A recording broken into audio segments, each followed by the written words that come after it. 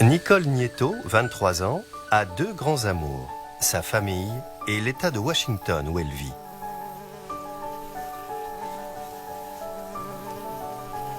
Elle adorait la nature, elle adorait nager, les lacs, les rivières.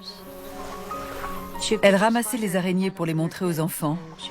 C'était vraiment sa passion. Elle était très joyeuse. Elle allait toujours vers les autres. Elle était pleine de vie.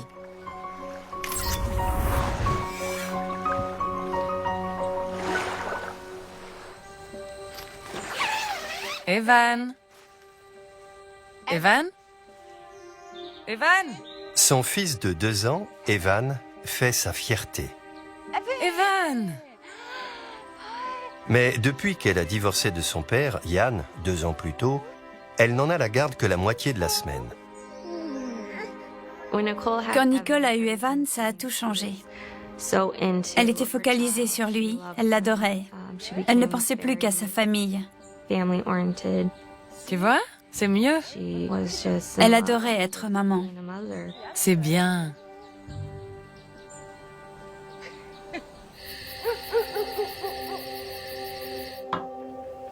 Lorsqu'Evan est avec son père, Nicole en profite parfois pour aller sur des sites de rencontres.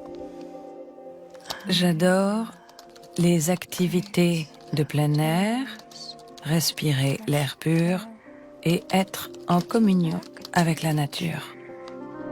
Elle est contactée un jour par Brandon White, un homme plus âgé au sourire ravageur. Un solide gaillard qui aime la nature. J'aime beaucoup ton sourire, Brandon.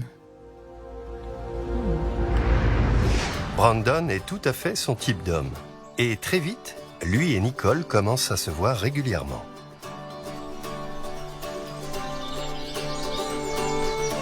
C'est lourd. C'est ta première fois? Oui. Il nous a appris beaucoup de choses. Il nous emmenait pêcher.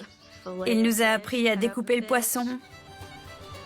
Il nous a appris à tirer au fusil et à faire tout un tas de choses que la plupart des femmes ne savent pas faire toutes seules en général. Pas mal. C'est ta première fois.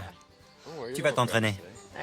Mais certaines personnes trouvent cette romance étonnante.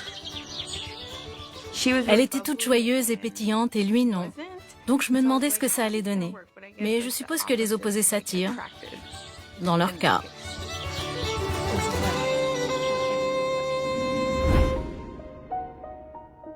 18 mois plus tard, le couple se marie. Les amis et la famille de Nicole accueillent Brandon à bras ouverts. C'est un des plus beaux jours dont je me souvienne. Un très beau mariage. L'endroit était magnifique. On s'est bien amusé. Il avait l'air d'un homme bien. C'était ce qu'il lui fallait. Quelqu'un de bien.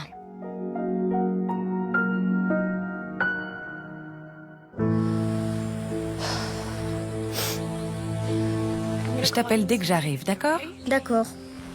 Mais 1 an après son mariage, Nicole doit prendre une décision qui lui brise le cœur lorsque Brandon trouve un emploi en Alaska. Pour emmener Evan, il faudrait l'arracher à son école et à sa vie avec son père. Nicole se résout donc à contre-cœur à le laisser avec Yann à Orting. Je t'appelle bientôt. Je t'aime. C'est la décision la plus difficile qu'elle ait dû prendre. C'était dur. Allons-y. C'était dur pour tout le monde. On était tellement proches.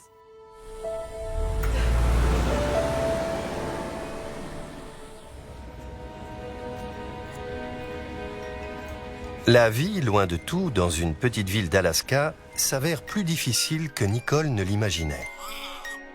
Le couple vient d'avoir un bébé, Jeremiah, et Nicole passe la majeure partie de son temps à s'occuper de lui. C'était dur.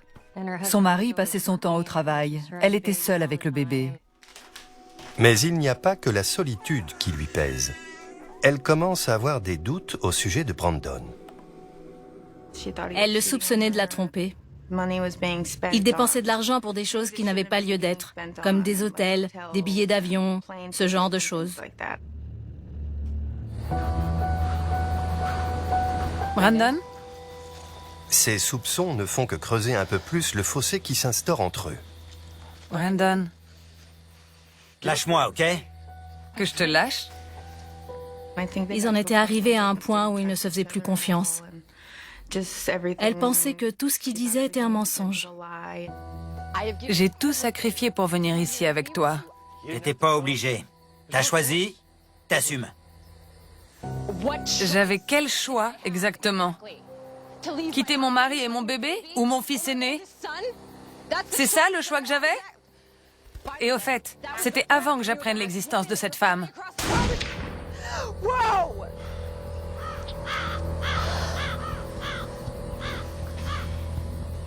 Bravo, Superman.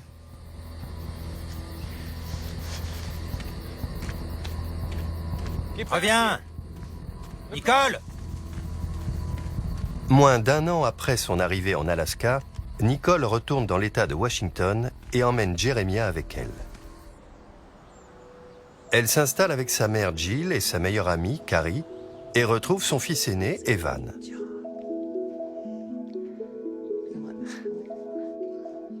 Nicole et Brandon entament une procédure de divorce et ce dernier se fiance avec une autre femme. C'est une période difficile pour Nicole. Je savais qu'elle aimait Brandon, mais je ne pense pas qu'elle voulait revenir avec lui, parce qu'elle ne lui faisait plus confiance.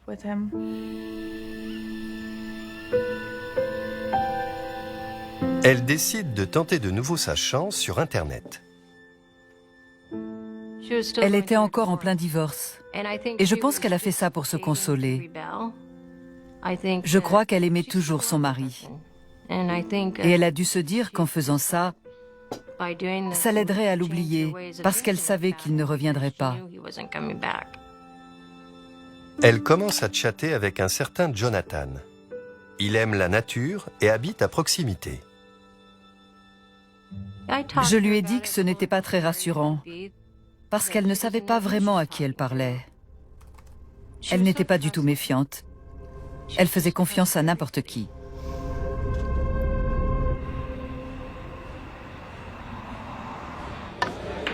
Après avoir discuté pendant quelques semaines, ils décident de se rencontrer dans un bar à Spanaway, à 20 km d'Orting.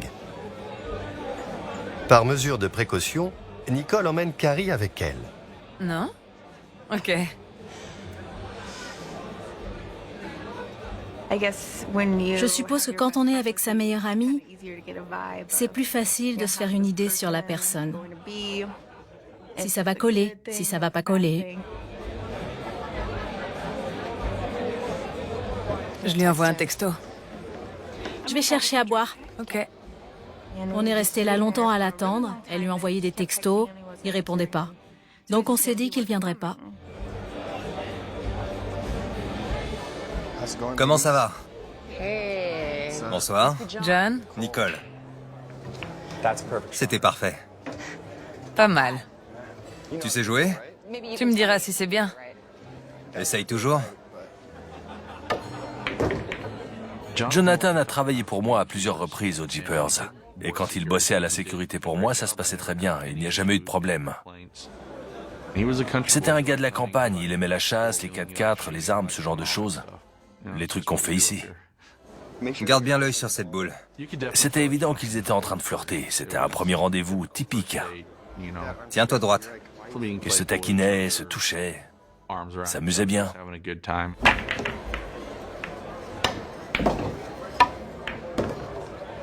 Mais Nicole a d'autres préoccupations. La garde de son fils Jeremiah. Allô? Attends. Je crois que Nicole avait peur que Brandon vienne prendre Jeremiah et qu'il ne le ramène jamais. Je veux voir mon fils. Pas question qu'une femme que je ne connais pas s'occupe de mon fils. Jamais. Pas mon garçon. Une mère avec 2 enfants de 2 pères différents. Un juge en penserait quoi? Un juge? Tu parles d'un juge? T'as très bien entendu, je le répéterai pas. Nicole ne vivait que pour ses enfants. et elle était prête à se défendre bec et ongles pour qu'il ne lui enlève pas Jeremiah.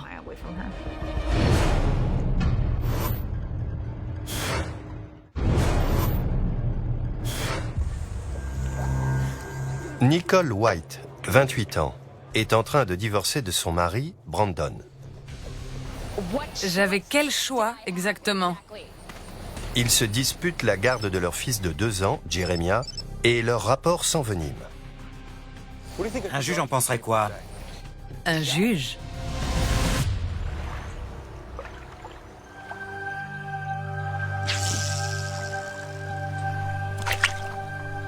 Elle était sur le point de divorcer, mais elle ne voulait pas se retrouver seule. Elle ne voulait pas élever ses enfants seule. Elle voulait un mari, une famille. Brandon est désormais fiancé à une autre femme. Pour se changer les idées, Nicole contacte Jonathan, un homme qu'elle vient de rencontrer en ligne.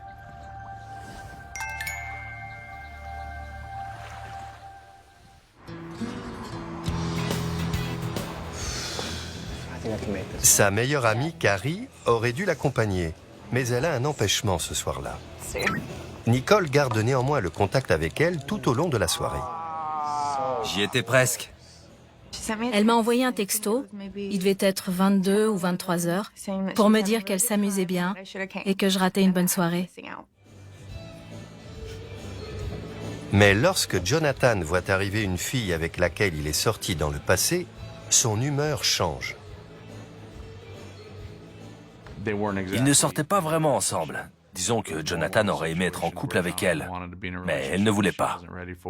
Donc, elle est arrivée avec un autre gars, et ça a mis Jonathan de mauvaise humeur. John? À un moment, Nicole s'est retrouvée toute seule, et elle n'était pas contente. Jonathan l'ignorait. Hé, mec, me touche pas. Tu sais pas qui je suis, ok? Je vais te foutre dehors. Fais pas le malin, compris? Quand il a cassé cette bouteille, je lui ai dit « Qu'est-ce qui te prend? Tu peux pas faire ça !» Il s'est excusé, on voyait qu'il était gêné. Il m'a demandé pardon.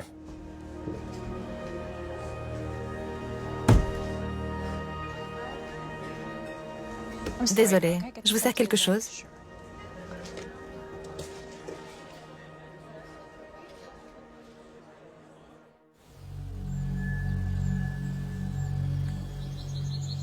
Bonjour, c'est Nicole, laissez un message. Salut Nicole! T'es passée où? Tu peux nous rappeler? Les enfants te réclament. Le lendemain, Nicole aurait dû se lever tôt pour passer un peu de temps avec Jeremiah avant de partir travailler. D'accord, merci.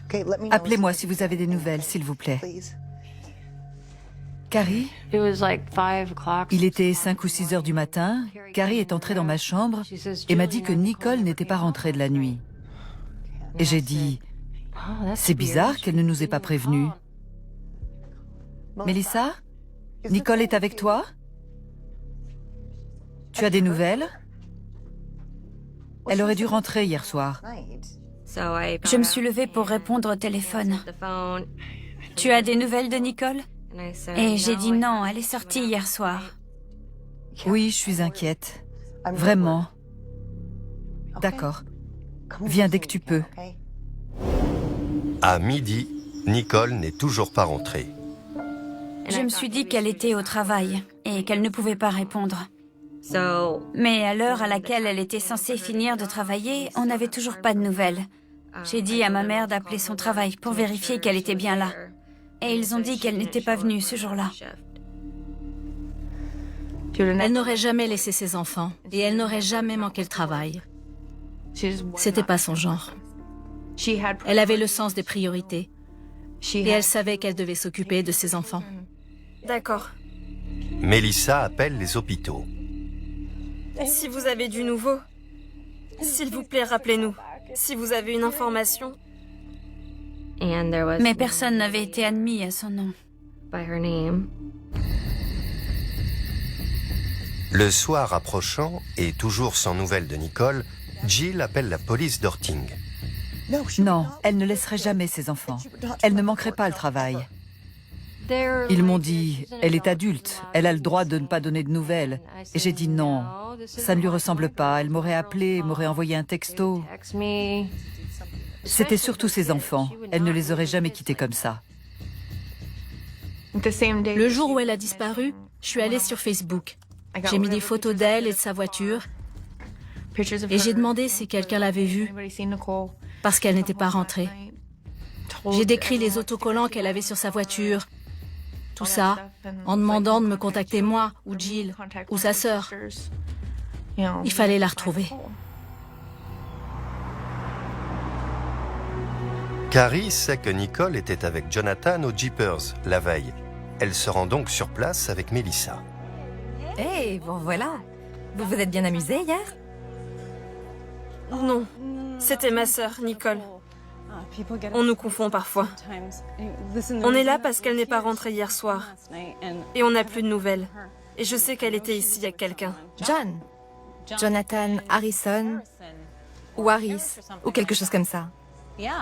Oui, il travaille ici comme videur parfois. Vous auriez son numéro de téléphone ou son adresse? Non, pas moi. Mais Matt, le responsable de la sécurité, sans doute. Ok, merci. Je vous en prie. J'allais me coucher et j'ai reçu un texto de la barmaid qui me demandait si je me souvenais de la fille qui était au bar la veille. Parce que personne n'avait eu de ses nouvelles depuis. Je lui ai envoyé le numéro et l'adresse de Jonathan.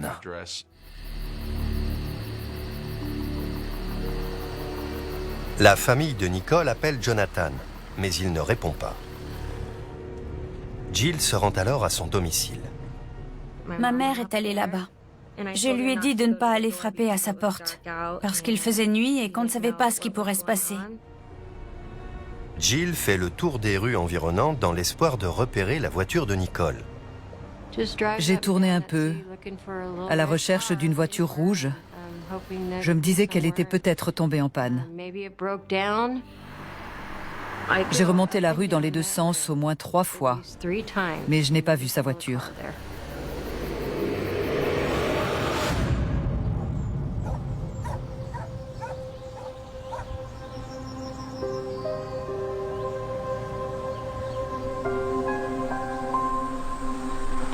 Le lendemain matin, Jill retourne chez Jonathan et cette fois-ci, elle sort de sa voiture.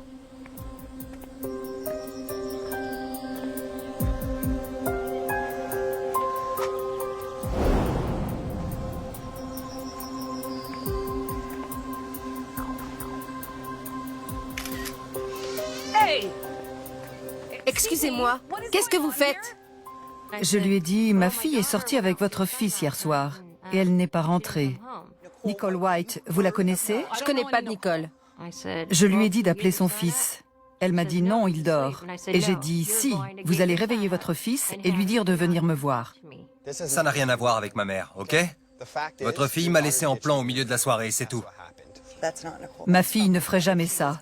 Elle est gentille et attentionnée, elle ne ferait jamais ça. Si elle l'a fait, c'est tout. Rentrez chez vous. Je suis partie à reculons en disant c'est pas normal. C'est pas normal. Je suis désolée pour votre fille, mais vous allez quitter ma propriété, remonter dans votre voiture et rentrer chez vous, ok? Je reviendrai.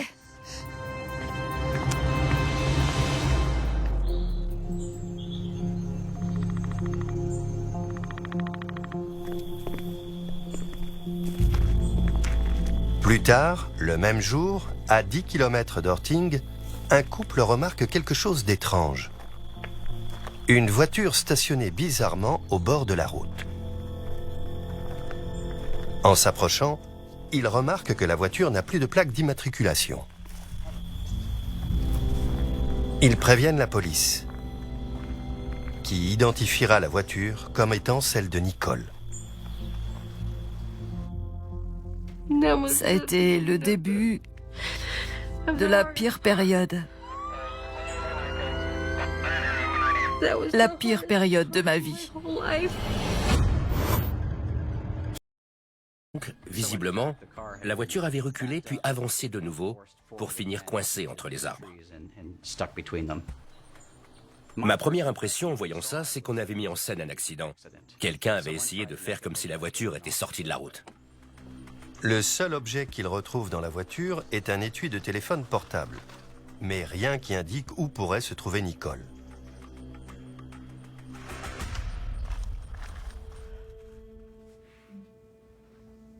Ça a été le début de la pire période.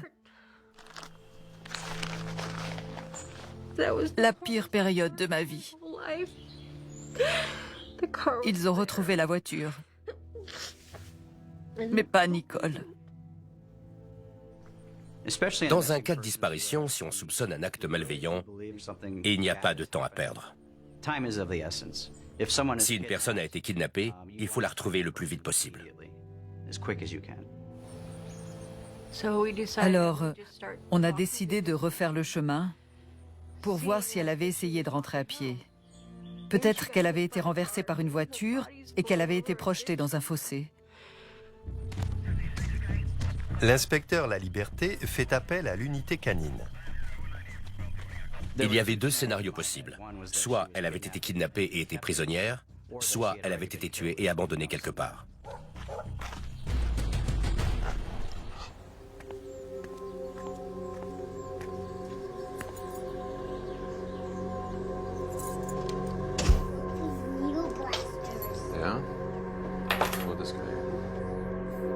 Il y a quelqu'un?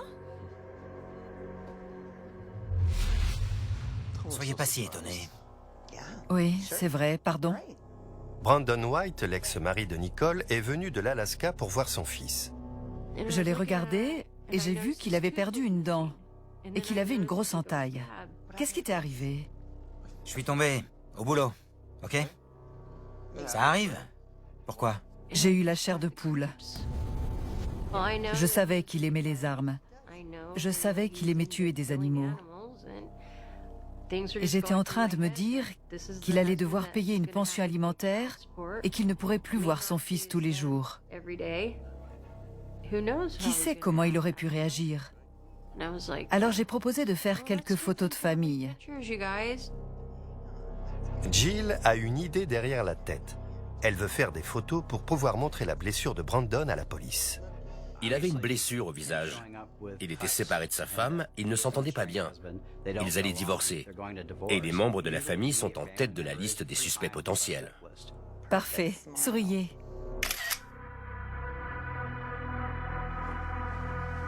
Lorsqu'il voit la photo, l'inspecteur La Liberté envoie des enquêteurs vérifier où se trouvait Brandon le soir de la disparition de Nicole.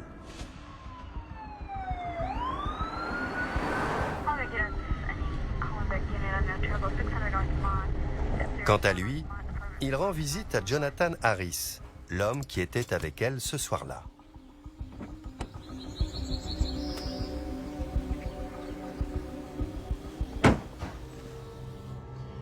Vous pouvez me redire tout ça? Ok. Jonathan répète exactement ce qu'il a raconté à Jill.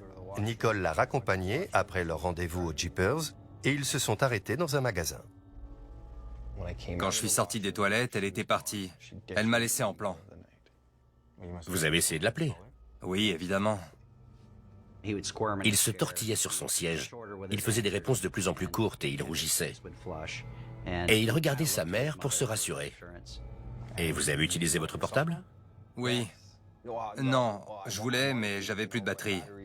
Alors je suis allé à la cabine. D'accord. L'inspecteur a demandé à Madame Harris de ne pas intervenir durant cet entretien. Avec quoi avez-vous payé? J'ai pas de carte de crédit, mais j'avais de la monnaie. Alors j'ai utilisé des pièces pour téléphoner. Vous avez payé combien? Je sais plus, le prix habituel. 25 cents, genre.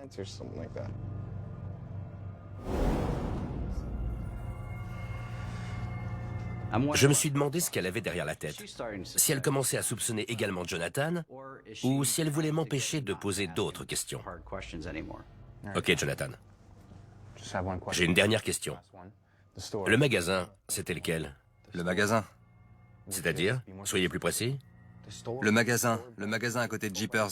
Si vous allez au Jeepers, c'est juste au coin. Merci, Madame Harris.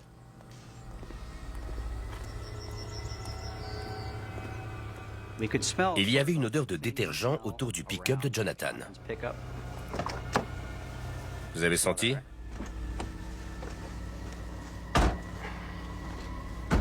Faites envoyer le pick-up au labo. On verra s'il trouve quelque chose. Il était possible que cette odeur soit due au fait que Jonathan avait nettoyé le véhicule pour faire disparaître des preuves. Nicole a disparu depuis plus de 48 heures. La police fait drainer un bassin près de l'endroit où a été retrouvée sa voiture, mais ne trouve aucun indice. Les chiens de l'unité canine continuent de fouiller la zone. Elle nous aurait donné des nouvelles. Sauf si quelqu'un l'avait enfermée quelque part. On la retenait peut-être prisonnière, on l'avait peut-être kidnappée.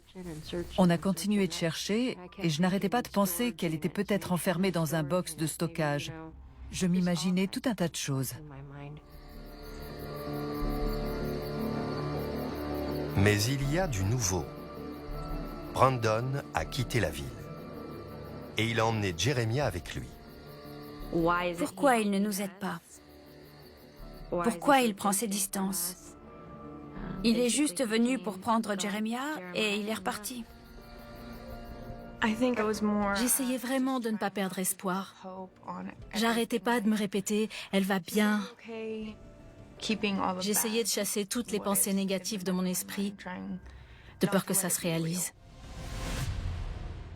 Les craintes pour la sécurité de Nicole ne font qu'augmenter et l'affaire est confiée à l'inspecteur principal John Delgado et désormais traitée comme un possible homicide. Si c'est une femme adulte, je m'intéresse aux partenaires. Très souvent, c'est lié au petit ami ou au mari. La vidéo de surveillance du Jeepers datant du soir de la disparition de Nicole la montre à l'intérieur du bar avec Jonathan, mais il n'y avait pas de caméra à l'extérieur. Donc, on n'a pas la preuve qu'ils sont partis ensemble. Non. Rien. Que dalle. L'inspecteur Delgado a demandé le relevé d'appel de Nicole. Mais il se trouve qu'elle n'avait plus de forfait et que sa ligne était désactivée ce soir-là. C'est pas vrai. Donc, après avoir quitté le bar, elle est intraçable. Elle disparaît de la circulation. L'inspecteur Delgado fait vérifier ensuite qu'il y a bien un téléphone public dans le magasin, comme le prétend Jonathan Harris. À notre connaissance, il n'y avait pas de cabine dans ce quartier. On a envoyé un agent pour vérifier. Il n'y en avait pas. Et on a visionné plusieurs heures d'images de vidéosurveillance. Pour ce soir-là, Jonathan et Nicole n'y apparaissent à aucun moment.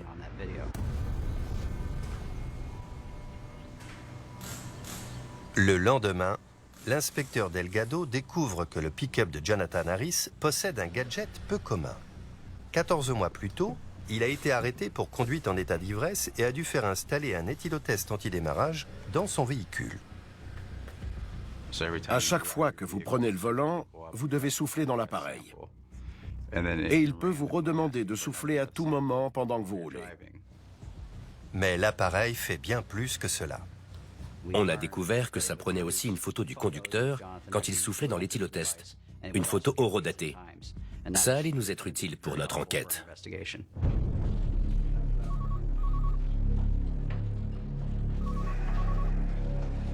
Là, c'est devant chez lui.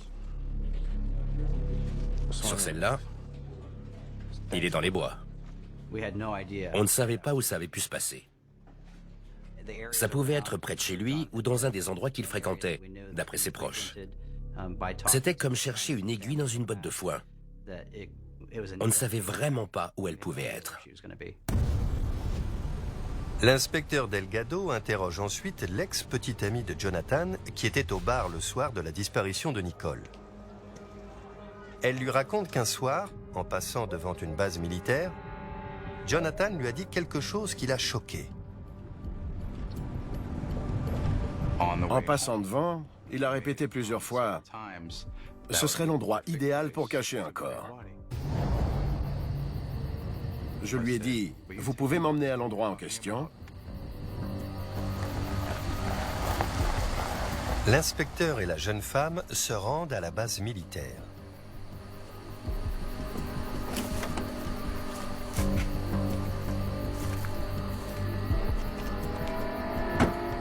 On s'est arrêté au bord de la route Je suis sorti de la voiture et à environ 200 mètres dans le bois, j'ai senti une odeur de putréfaction. Je marchais face au vent pour essayer de repérer d'où venait cette odeur très forte.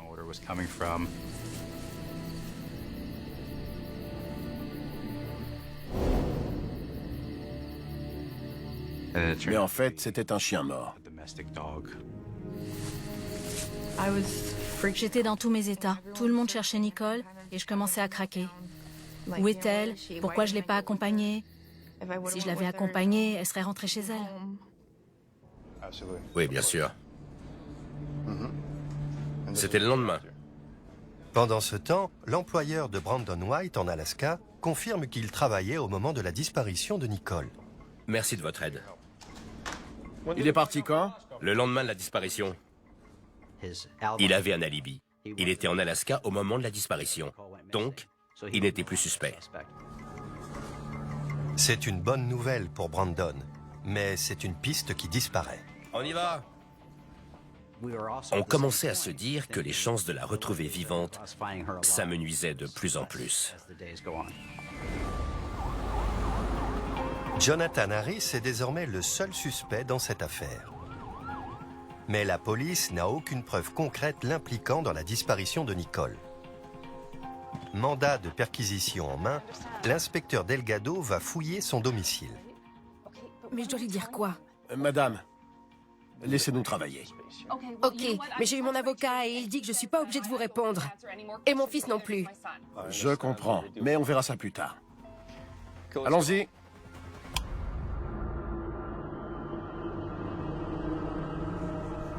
Le luminol est une substance chimique qui réagit en présence de sang et révèle des traces invisibles à l'œil nu.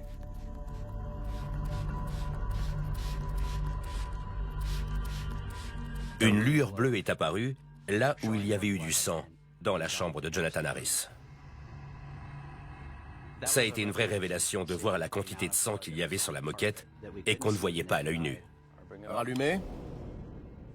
Vous pouvez m'expliquer pourquoi il y a autant de sang?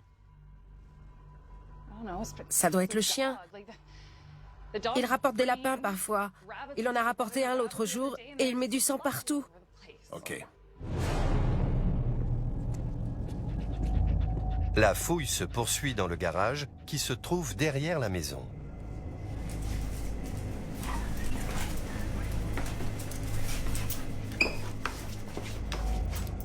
Le chien a reniflé quelque chose. Écartez-le.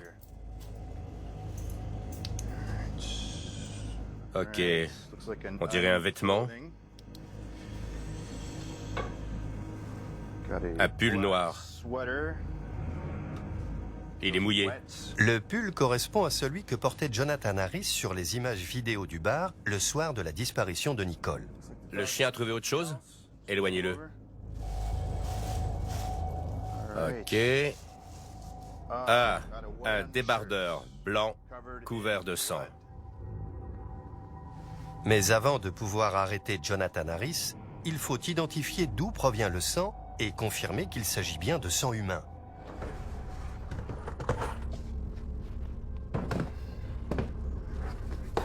Délit fédéral de faire passer des munitions d'un État à un autre. Jonathan, ne dis rien. L'avocat dit que tu dois garder le silence. Maman, je sais. On l'a donc arrêté pour possession illégale de munitions et placé en garde à vue au centre de détention fédéral, en attendant de pouvoir analyser le sang.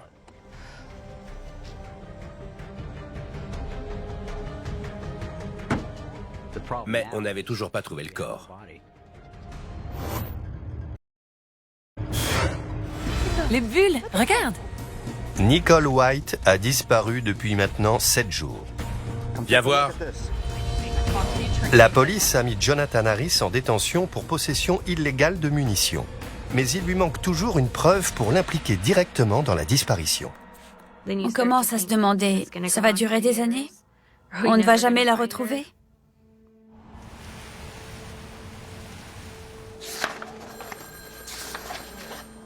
Je n'avais plus aucune piste dans cette enquête.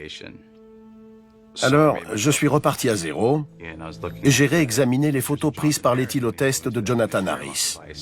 L'une d'elles avait été prise devant chez lui. mais les autres avaient été prises dans une zone très boisée. L'inspecteur Delgado appelle le collègue de Jonathan Harris, Matt Martino, pour voir s'il reconnaît l'endroit sur les photos. Il m'a demandé si Jonathan devait faire quelque chose d'horrible comme ça, où cacherait-il le corps? Et connaissant Jonathan, je savais où il aimait aller. Et il aimait aller à un endroit au sud du lac Kapausin. Les enquêteurs vérifient les relevés du portable de Jonathan Harris et découvrent qu'il est passé à proximité d'une antenne relais dans la zone mentionnée par Matt Martino. Ils établissent un périmètre de recherche de 8 km autour de ce point. Pour retrouver Nicole, on a travaillé avec les équipes de recherche et sauvetage et l'unité canine spécialisée dans la recherche de cadavres.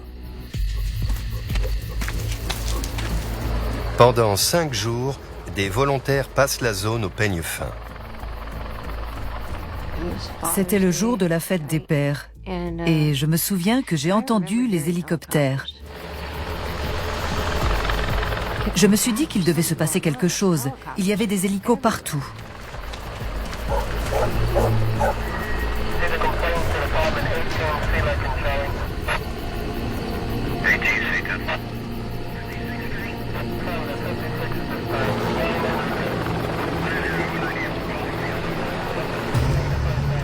Un tatouage en forme de cœur permet d'identifier le corps comme étant celui de Nicole White.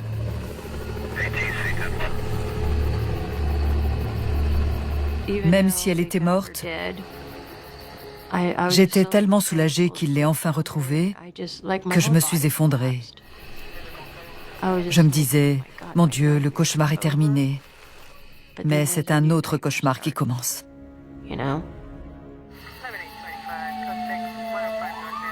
L'autopsie révèle que Nicole a été frappée au visage, au cou et à la poitrine jusqu'à ce qu'elle cesse de respirer. Le plus dur, quand ils m'ont expliqué ce qui s'était passé, c'est qu'ils ont dit que vraisemblablement, elle n'était morte qu'à la toute fin. Donc elle a dû endurer toute cette souffrance et sentir ses os se briser.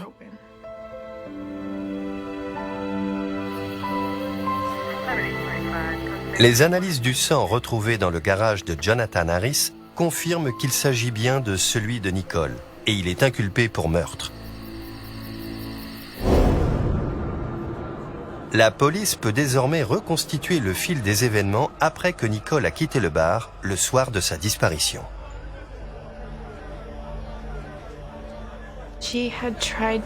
Elle a essayé de m'envoyer une photo ce soir-là. Mais je l'ai pas reçue parce que son forfait était dépassé et qu'elle ne l'avait pas rechargé. Et je n'ai jamais su ce que c'était. Je ne sais pas si la police a trouvé ce que c'était. Mais je n'ai pas réussi à savoir si c'était un appel au secours ou si c'était juste pour me dire qu'elle s'amusait bien, qu'elle était heureuse. Nicole a essayé d'envoyer une photo à son ami Carrie. Mais le message n'est pas passé. Je suis quasiment sûr que c'était une photo de la plaque d'immatriculation ou de l'adresse de Jonathan pour qu'elle sache avec qui elle était s'il lui arrivait quelque chose. Nicole était trop gentille. C'était une fille gentille. Elle a raccompagné cette ordure. Il a probablement essayé d'obtenir quelque chose de Nicole qu'elle n'était pas prête à lui donner. La mère de Jonathan Harris n'était pas chez elle ce soir-là, mais une voisine a déclaré avoir entendu du bruit tard dans la nuit. Elle a entendu des cris et des bruits, et elle a cru que c'était une fête, parce qu'ils avaient déjà fait des fêtes. Ça ne l'a pas inquiétée. Après avoir tué Nicole, Jonathan Harris a conduit sa voiture jusque dans les bois où il a abandonné le corps. Puis il est reparti, a mis en scène l'accident et rentré à pied chez lui. Plus tard, dans la journée, l'éthylotest installé dans son pick-up l'a prise en photo dans une zone densément boisée. Je pense qu'il est retourné sur les lieux avec son pick-up pour s'assurer que pendant la journée, on ne pouvait pas voir le corps de Nicole depuis la route. Le 31 octobre 2016, Jonathan Harris est reconnu coupable de meurtre et condamné à 26 ans de réclusion.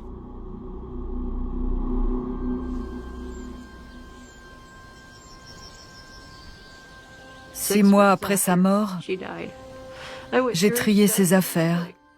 Je cherchais des décorations de Noël et j'ai trouvé 86 cadeaux de Noël pour toute la famille.